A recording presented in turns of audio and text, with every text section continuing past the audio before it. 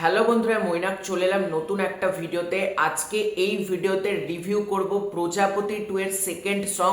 প্রজাপতি 2 এর title track কিছুক্ষণ আগে মেকার্সরা ড্রপ করেছে। এই গানটার ভালো দিক খারাপ দিক নিয়ে আলোচনা করব আজকের এই ভিডিওতে। তবে রিভিউ শুরু করার আগে তোমাদের সকলকে অনুরোধ করব, চ্যানেলে নতুন হয়ে থাকলে চ্যানেলটাকে অতি অবশ্যই সাবস্ক্রাইব করে দাও, এবং তোমাদের যদি ভিডিওটা ভালো লাগে ভিডিওতে একটা লাইক কমেন্ট করে অতি অবশ্যই পাশে থেকো। তো সবার ফার্স্টে যদি বলি গানটা কেমন হলো, এক লাইনে যদি বলতে হয় গানটা কিন্তু বেশ ভালো হয়েছে। হ্যাঁ, প্রজাপতি 2 এর প্রথম গান আমাকে অনেকটা হতাশ করেছিল। আমার প্রথম গান লাভ ইউ পাপা খুব একটা কিন্তু ভালো লাগেনি, কিন্তু আজকের এই গানটা একটা দুর্দান্ত গান হয়েছে। গানটা গেয়েছে হচ্ছে নান আদার দ্যান আমাদের সকলের পছন্দের সিঙ্গার জিৎ গাঙ্গুলি, এবং গানটার লিরিক্সের কাজ করেছে প্রিয় চ্যাটার্জি। এবার তোমরা বলতে পারো প্রিয় চ্যাটার্জিকে, দেখো যারা চেনো না তাদেরকে বলছি, জিদ্দা বা শাকিব খান তাদের ছবিতে যে ঈদের গানগুলো হতো, এই গানগুলোর পুরোটাই লিরিক্সের কাজ করতো প্রিয় চ্যাটার্জি। অর্থাৎ প্রিয় চ্যাটার্জি দুর্দান্ত লিরিক্সের কাজ করে। মানে ঈদের যে গানগুলো আছে বেসিক্যালি প্রিয় চ্যাটার্জি প্রতিটা গানের লিরিক্সের কাজ করেছে, এবং প্রতিটা গানই তোমরা জানো প্রচণ্ড চার্টবাস্টার।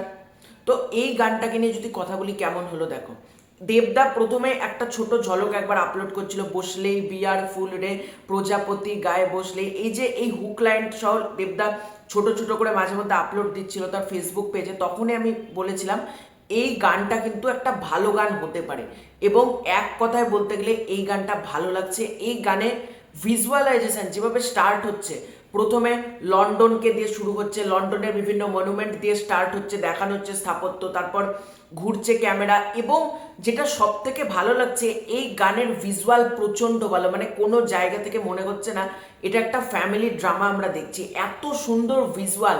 এবং লন্ডনে গিয়ে যেহেতু বেশিরভাগ কাজ গানটার করা হয়েছে, গানটা দেখতে অসম্ভব ভালো লাগছে। মানে গান হিসেবে তো গানটা ভালো হয়েছে, ইভেন ভিজুয়ালাইজেশন গানটার খুবই সুন্দর হয়েছে, খুবই। দেবদা নিজেই বলেছিল 7-8 কোটি টাকা মতন বাজেট আছে এই ছবিটার।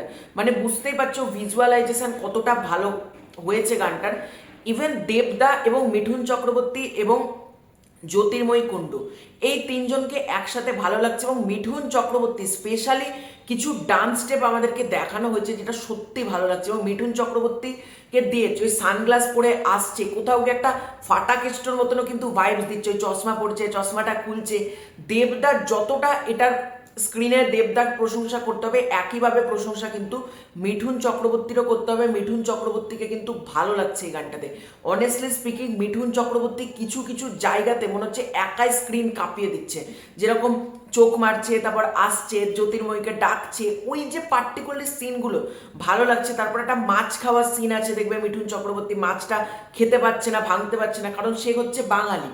এবার সে যখন লন্ডনে যাচ্ছে, সেখানকার আদব কায়দা বা সেখানে কিভাবে মাছ খেতে হয়, কিভাবে চামচ দিয়ে খেতে হয়, এটা তো মিঠুন চক্রবর্তী জানে না। কিছু কিছু ফানি মোমেন্টস এখানে ক্রিয়েট করা হয়েছে, এবং বোঝাই যাচ্ছে। দেখো দেবদা সে বিয়ে করতে ইন্টারেস্টেড না, প্রথম পার্টে যেরকম আমরা দেখেছিলাম ঠিক একইভাবে দেবদার এবার মেয়ে আছে, কিন্তু দেবদার কোনো রকম বিয়ের প্রতি কোনো আগ্রহ নেই, কিছু নেই। মানে দেবদার স্ত্রী হচ্ছেন ইধিকা পাল।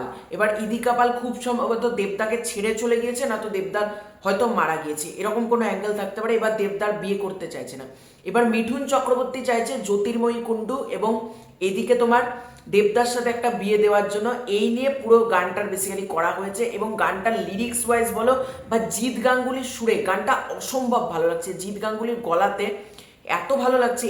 এমনি এমনি দর্শক কিন্তু বলে না যে জিৎ গাঙ্গুলির গান চায়, আজকে প্রমাণিত জিৎ গাঙ্গুলি কি চার্টবাস্টার একটা গান তৈরি করেছে। এই গানটা প্রপারলি তোমরা ডান্স নাম্বার হিসেবে ওটা আসতে পারে, সিনেমাতে হয়তো ডান্সের হিসেবে ব্যবহার হতে পারে, ডান্সের কোনো সেট পিস হিসেবে এটা দেখানো যেতে পারে, বা এরকমও হতে পারে সিচুয়েশনাল সং, হয়তো প্রপার কোনো এরকম সিচুয়েশনই হয়তো দেখানো হলো, সেখানেই গানটা বাজলো, এরকমও হতে পারে।